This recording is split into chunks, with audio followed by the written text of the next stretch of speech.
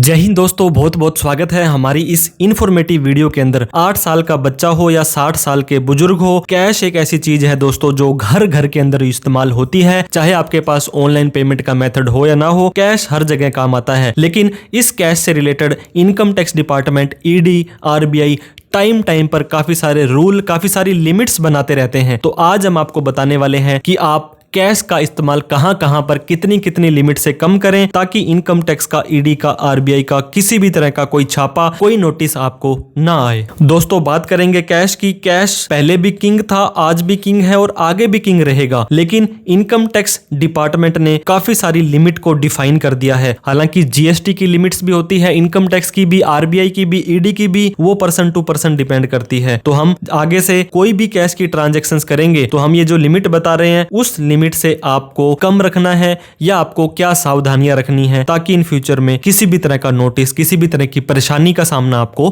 ना करना पड़े। तो कौन कौन सी लिमिट आज दोस्तों हम डिस्कशन पॉइंट्स करने वाले हैं। कैश की लिमिट, अगर आप अपने घर में कैश रखना चाहते हैं तो कितना कैश रख सकते हैं। कैश यूज करना चाहते हैं, मैरिज पर सोना खरीदना चाहते हैं, प्रॉपर्टी परचेज या सेल करना चाहते हैं, बैंक के अंदर पैसा जमा कराना चाहते हैं, निकालना चाहते हैं, नगद के अंदर गिफ्ट या डोनेशन देना चाहते हैं, और ऐसी कौन कौन सी ट्रिगर अमाउंट लिमिट है दोस्तों, उस लिमिट को क्रॉस करने के बाद ही इनकम टैक्स डिपार्टमेंट को सूचना जाएगी। उन सभी के बारे में भी विस्तार से डिस्कस करने वाले हैं। सबसे इंपॉर्टेंट क्वेश्चन हमारी इस वीडियो का है कि घर पर कैश आप कितना रख सकते हो। दोस्तों, who and when will check and ask about the cash, मतलब कौन आपसे पूछेगा कि घर पे कितना कैश पड़ा है, कब पूछेगा। अगर इन दोनों के बारे में आपको पता रहेगा तो आप अपने हिसाब से अपना कैश रख सकते हैं। दोस्तों, यूजुअली जब इनकम टैक्स डिपार्टमेंट वाले कभी भी किसी के घर पे ऐसे नहीं जाते हैं जब तक कि सर्च एंड सीजर या रेड, ये बहुत बड़े लेवल का दोस्तों एक्शन होता है। ये लाखों में से कोई एक लोगों के साथ में होता है और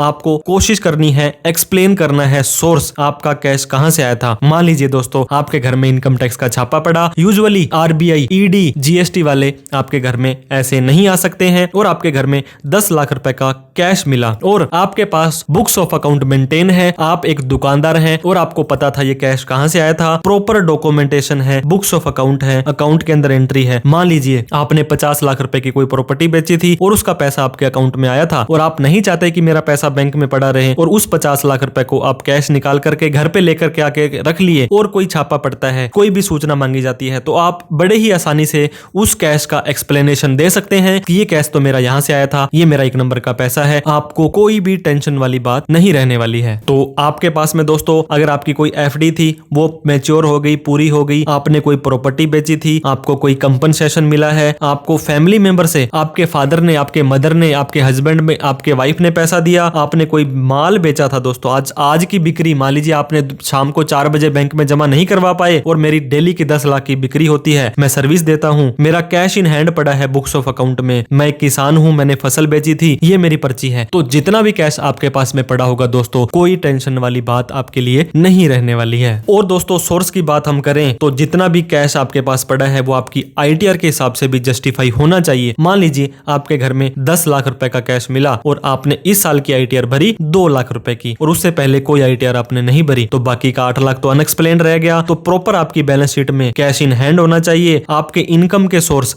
5 तरह की इनकम होती है, सैलरी की, रेंट की, कैपिटल गेन की, बिजनेस की। इन चारों में जो नहीं आती वो इनकम फ्रॉम अदर सोर्स में आ जाती है। दोस्तों कैश आपके घर मिल गया और आपने एक्सप्लेन कर दिया तो कोई दिक्कत नहीं है, लेकिन आप उनको नहीं बता पा रहे हो, बोरी भर के, गट्टा भर के आपके घर में पैसा मिला और इनकम टैक्स ऑफिसर सेटिस्फाई नहीं हुआ कि ये कैश आपका कहां से आया था, तो दोस्तों जितनी अमाउंट आपकी मिली, मान लीजिए 10 लाख मिले तो 10 लाख से ज्यादा भी आपको उसके ऊपर टैक्स देना पड़ेगा, इंटरेस्ट देना पड़ेगा, पेनल्टी देनी पड़ेगी, जो कि 137% तक होता है। अगर 10 लाख रुपए आपके घर में मिला तो 13,70,000 रुपए आपको उसके ऊपर देना पड़ सकता है। मतलब जितना कैश नहीं है उससे ज्यादा की पेनल्टी, इंटरेस्ट और यहाँ पे दोस्तों टैक्स के रूल है इनकम टैक्स डिपार्टमेंट ने बना रखे हैं। लेकिन अब हम बात करेंगे सबसे इंपॉर्टेंट पॉइंट की, जो कैश है आपके घर में पड़ा है तो इनकम टैक्स को कैसे सूचना जाएगी। क्योंकि अगर आप जाकर के अपने कहते ना आ बैल मुझे बार वाली बात करेंगे, इस कैश को जाकर के बैंक में जमा करवाने जाएंगे जाएंगे तो उस बैंक वाले की तो ड्यूटी इनकम टैक्स ने लगा दी है। आप 1 करोड़ रुपए कैश किसी से लीजिए, 90 लाख रुपए दीजिए, कोई दिक्कत नहीं है जब तक कि आपकी कोई शिकायत नहीं होती है, इनकम टैक्स को कोई सूचना नहीं जाती है। लेकिन दोस्तों ये रिपोर्टिंग है, ये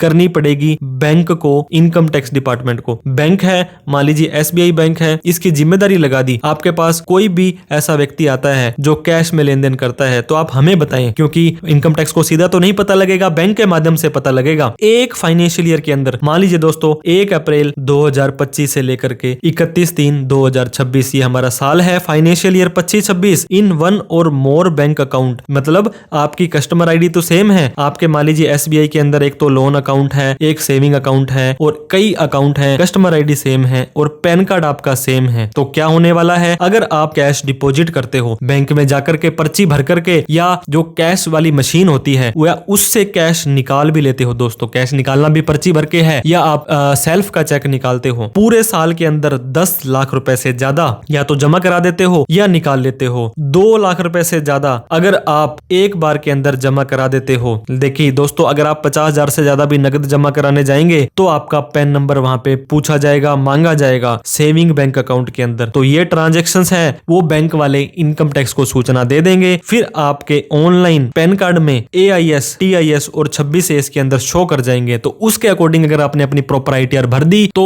आपको कोई टेंशन वाली बात नहीं है। ITR नहीं भरते हो तो 101% आपको नोटिस आने वाला है। दोस्तों कैश डिपॉजिट या कैश विड्रॉल करंट अकाउंट के अंदर 50 लाख से ज्यादा का करते हो तो सेम ये डेटा भी आपके ऑनलाइन शो करेगा। सेविंग बैंक अकाउंट में 10 लाख की लिमिट, करंट अकाउंट में 50 लाख की लिमिट, चाहे आप कैश को निकालो, विड्रॉ करो या कैश को डिपॉजिट करो।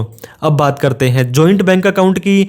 जो रिपोर्टिंग होती है दोस्तों ये पर बैंक, पर पैन कार्ड और पर अकाउंट की होती है। एक अकाउंट नंबर तो आपका एक रहेगा जॉइंट में, लेकिन उसमें प्राइमरी जिस व्यक्ति का पैन कार्ड दे रखा है, जॉइंट अकाउंट भी सिंगल अकाउंट ही माना जाता है और इसका जो डेटा रिफ्लेक्ट होगा जो प्राइमरी पेन होल्डर है, मान लीजिए हस्बैंड और वाइफ 2 जनों का जॉइंट अकाउंट है और इसमें मेन ट्रांजैक्शंस कौन कर रहा है, मेन पैन कार्ड किसका लगा है, हस्बैंड का, तो हस्बैंड के ही ऑनलाइन शो होगा और सारी की सारी लिमिट्स है वो आपकी शो होती रहेगी। बाद में आपको डिसाइड करना है दोस्तों कि इसको आप अपने कैसे जस्टिफाई कर सकते हैं। 20 लाख रुपए का कैश जमा हुआ और मान लीजिए आप लोगों ने आधा आधा जमा कराया था, 10 लाख रुपए हस्बैंड ने, 10 लाख रुपए वाइफ ने, तो भी कोई टेंशन वाली बात नहीं है। आप उसको जस्टिफाई कर देंगे तो ये आधा आधा काउंट हो जाएगा, अदरवाइज एक ही व्यक्ति का ये काउंट होने वाला है। अब बात करेंगे दोस्तों TDS की, tax deducted at source. Income tax department को आपके ऊपर भरोसा नहीं है कि आप अपने ट्रांजेक्शन्स को शो करेंगे। अगर आप एक बैंक अकाउंट के अंदर कैश निकाल लेते हो दोस्तों, कैश जमा कराने पर TDS आपका नहीं कटेगा। अगर आप 20 लाख से ज्यादा का एक फाइनेंशियल ईयर में एक बैंक से कैश निकाल लेते हो और पिछले 3 साल की ITR आपने नहीं भरी है तो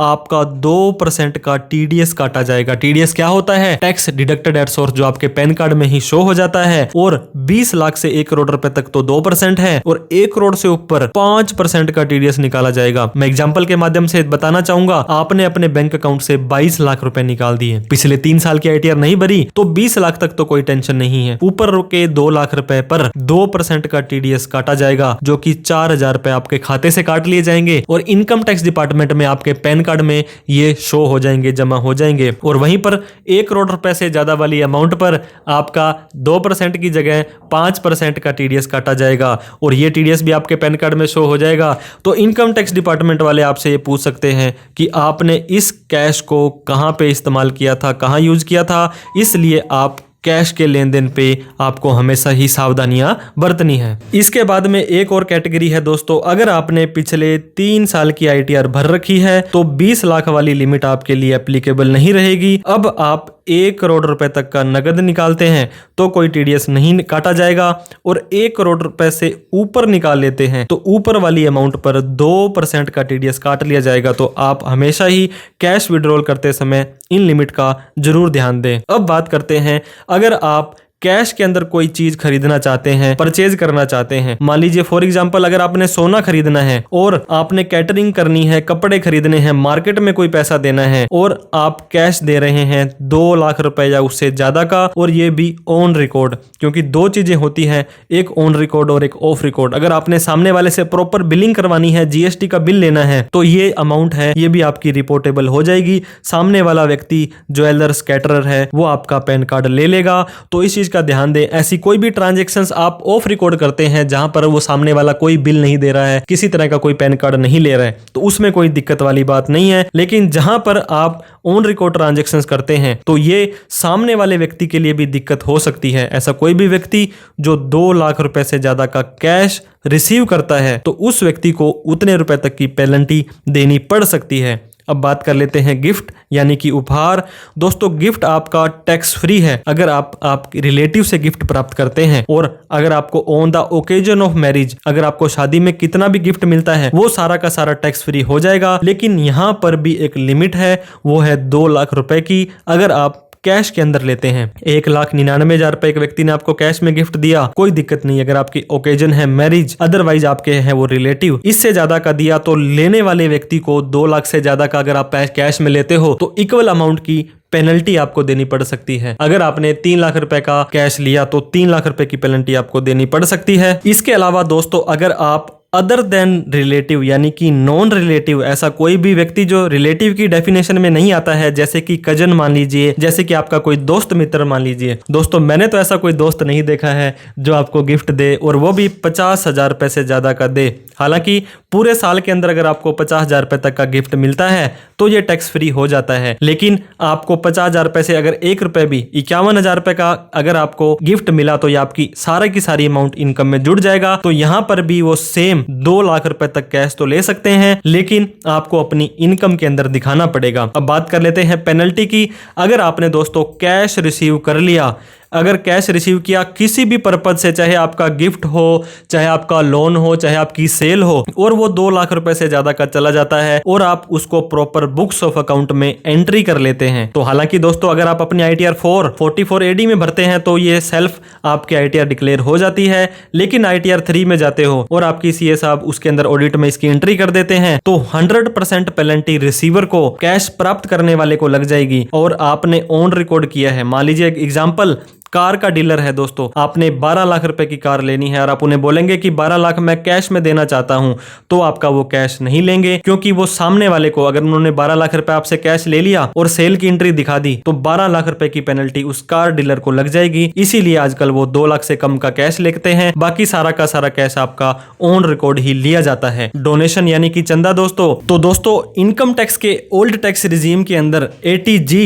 GGC की छूट लेने के लिए अगर आपको डोनेशन देनी है तो कैश में सिर्फ आप 2,000 रुपए तक की डोनेशन दे सकते हो। उससे ज्यादा देते हो तो आपको ये अलाउ नहीं होने वाली है, डिस अलाउ हो जाएगी। अगर आप एक बिजनेसमैन हो, आप सेल करते हो, सर्विस देते हो, मैन्युफैक्चरिंग करते हो और आप टैक्स ऑडिट के अंदर आते हो, मतलब आपकी सेल 1 करोड़ से ज्यादा है, आपकी सर्विस 50 लाख से ज्यादा है, तो आप परचेज नहीं कर सकते, किसी को भी खर्चे की पेमेंट नहीं कर सकते 10,000 रुपए से ज्यादा की, नहीं तो वो CA साहब टैक्स ऑडिट के फॉर्म 3CD के अंदर आपका खर्चा डिसअलाउ कर देंगे और आपको उतने रुपए की इनकम में आपकी जुड़ जाने वाली है। सेक्शन 269SS 269ST, आप ना तो किसी से लोन ले सकते हैं, ना लोन उसको आप वापस चुका सकते हैं नगद के अंदर 20,000 रुपए से ज्यादा, नहीं तो इक्वल अमाउंट की पेनल्टी आपको लग जाने वाली है। अब नोटिस की बात कर लेते हैं दोस्तों, अगर आपने ITR भरी है और अच्छे से नहीं भरी, 50 लाख रुपए कैश डिपॉजिट आ रहा है, 2 लाख रुपए की आप ITR भर रहे हो,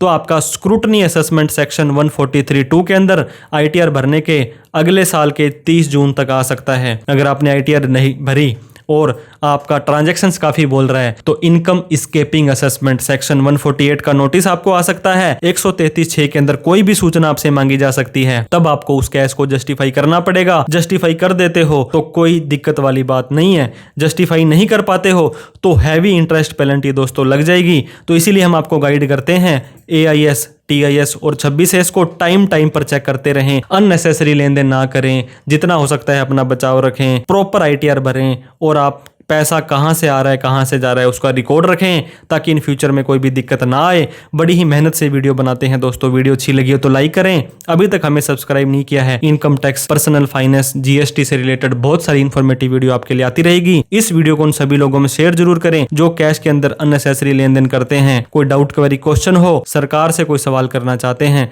तो कमेंट बॉक्स में जरूर लिखें। Thank you so much for watching this video. जय हिंद, जय भारत।